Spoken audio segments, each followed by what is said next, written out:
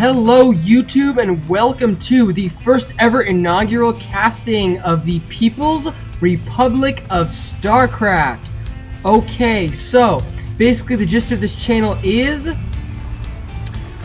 essentially this channel is a channel run entirely by the people, for the people, hence the People's Republic name. I am Anthony Fami. I'm going to be casting the majority of this channel. And I might bring on people here and there to cast with me, but we'll see how that turns out and if this channel is a success. So basically the idea of this channel is you send me your games bronze through platinum, so amateur games. Yes, I'm well aware that most casters, basically what they do is they cast pro games and they cast MLGs and all that great stuff. And although I love MLG games and I think they're fantastic, I believe that there is a ton of really interesting games out there that aren't MLG. So, bronze through platinum, you send me your games. If your game is fun, if your game is interesting, if it's just plain weird, send it to me. I will cast it, I will post it, and it will be awesome. So, that is the basic gist of this game, of this channel. And I will be adding more details to the description over time.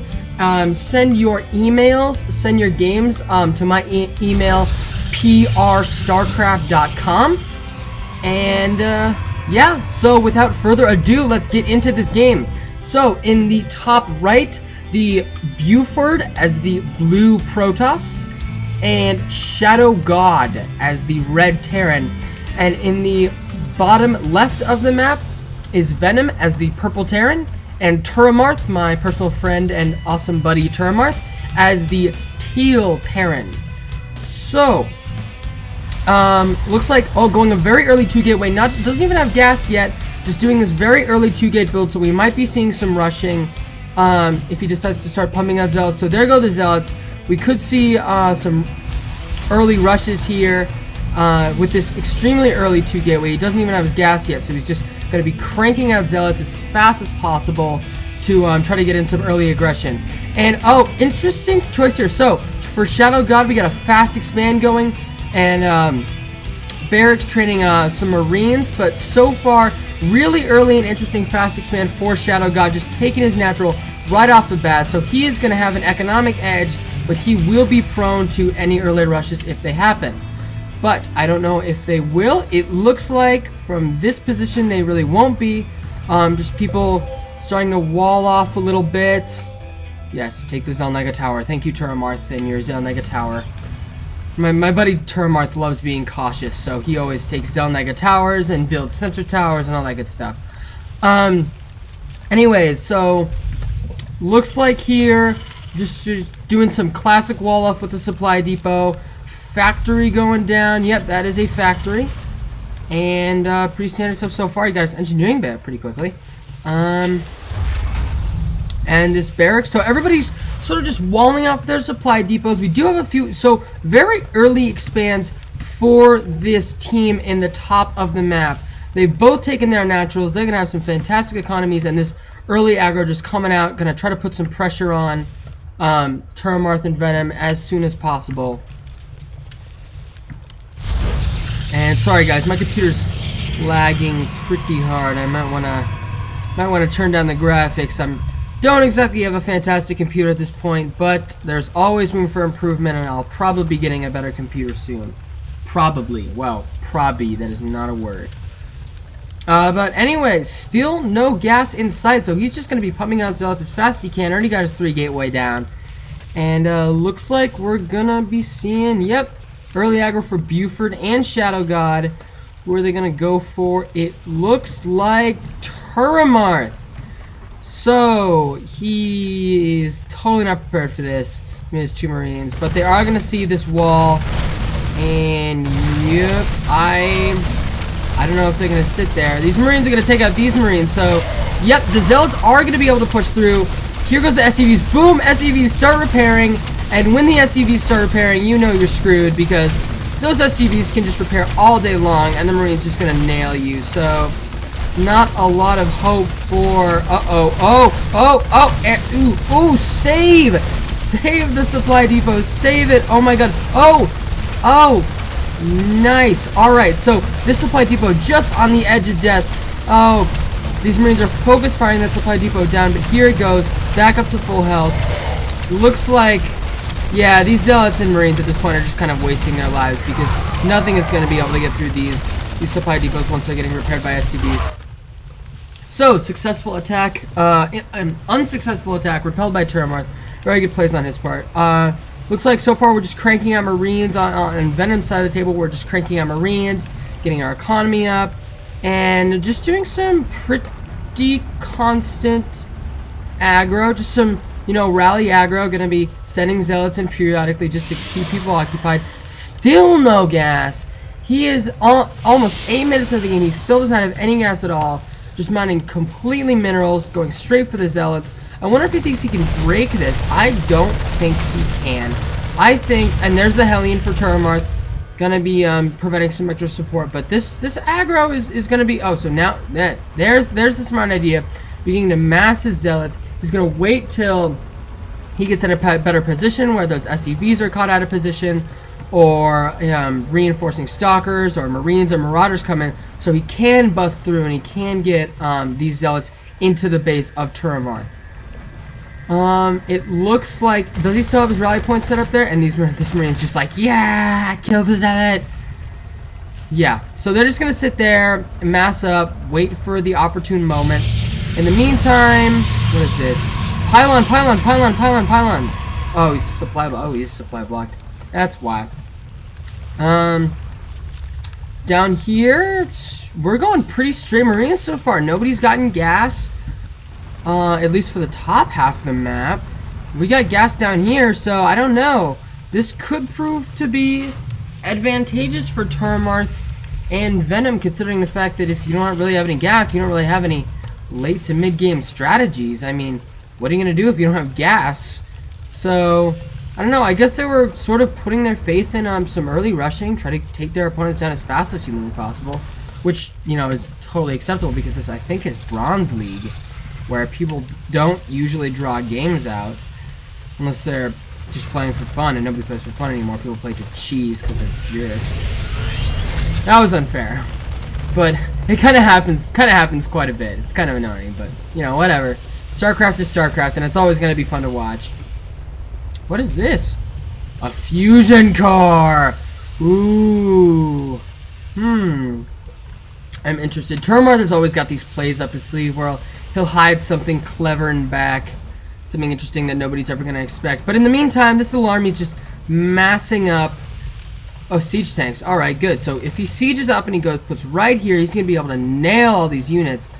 He is not researching siege tech right now, so we're not going to see siege tech anytime soon, which is fine. There goes siege. There goes the siege tank for Venom. Siege tech for Venom and the fusion core. Oh my god, freaking fusion cores at 11:15. This is why I love Terramarth. Anyway, so everybody's just sort of content to sit around and macro up. Oh man, proxy starports. I don't even know what's gonna happen here, but I guarantee you it's going to be amusing. There's the gas. Finally getting that 2 gas right there. That's good. So he's gonna start doing some stalkers, and he got a cybernetics core, so he's probably gonna be doing something with that. You know, I've been seeing this more and more. It seems to be outside of, you know, in bronze and silver, people don't go warp gate, probably because it's just it's better. It's easier to manage it where you can have your units just rally somewhere rather than warp gate. But if you can warp gate, you totally should, because it's so much more effective and you get units so much more automatically. So there's the Robobe going down. So if he's not, he's probably going to get observers at the very least, maybe immortals. Colossi would definitely be great for this situation. Bunkers going down. Pretty normal stuff. We have Banshees on the way. Will they be cloaked is my question. Hasn't researched it yet. Probably will. Cloaked Banshees are so fun to mess with, especially because I don't believe these guys have detectors, unless observers come out of this Robo-Bay, which could definitely happen. He's just building pylons everywhere.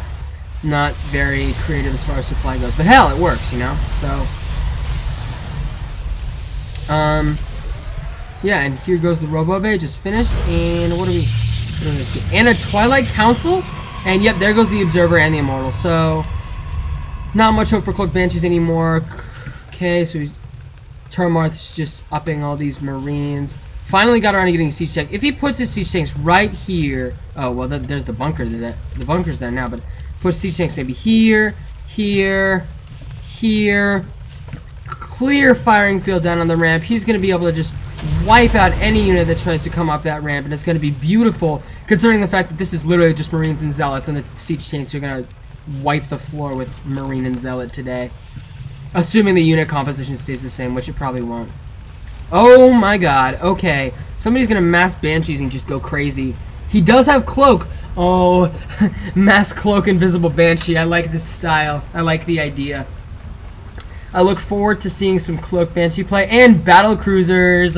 Oh man, battle cruisers. Who loves battle cruisers? I love battle cruisers. So fun to watch. Not a whole lot of people, especially at this level, play with battle cruisers, but it's fantastic to watch them. And oh man, battle cruisers. I don't even know what to say. The only thing better than battle cruisers is carriers. Whoa, observers, observers, observers, observers, observers. Okay, somebody is just going to be spamming observers like there is no tomorrow. Because, hell, who doesn't want a flying squid? Because, seriously, that's like what they look like. They're just giant flying squid. Which I don't have a problem with. And somebody... So Termarth is like, hey, this guy could do a proxy expand. You might want to deal with that. Oh, proxy nexus is what and here comes the army of Banshees, just going to wipe out anything in their path. The Immortal goes down. Oh, man, there's so many Banshees. Banshee... It's like a Banshee hit squad. It's like they're shock troops, the Banshees are. And once these guys cloak, it's going to be a serious problem. But Buford does have observers, so it's not going to be as good as it was. But still, I mean, there's no downside to like 8 Banshees. How many Banshees does he have? He has... man, I'm so bad at reading these. He has 6 Banshees. That's a pretty good amount of Banshees. I haven't really been paying attention to Shadow God. What's he doing? Smashing siege tanks and Marines, no big deal. Nothing special. Is it Vikings? He's got a starport with a reactor, so what else is he gonna make but Vikings and Medivacs? Nothing so far, I suppose. Which is fine. Let's see, what's this? Where'd it go? Oh, there it is! There's the battle cruiser and all the Banshees. Oh my god. Okay, there are Stalkers, and Stalkers are usually good against anti-air, but these Banshees are just way too many Banshees right now. So they're gonna take out that gas, and they're gonna take out these gateways, and they're just gonna wipe out. Going straight for the pylons, going to shut all of these down because he did not cover his gateways correctly. So you take out one pylon and the whole thing goes down. Now there is this little Phoenix going to try to do something, but this is 2 Vikings versus 1 Phoenix. So there goes the Phoenix, and this battle cruiser is just like, I'm a battle cruiser. I'm going to kill everything. Because that's what battle cruisers do.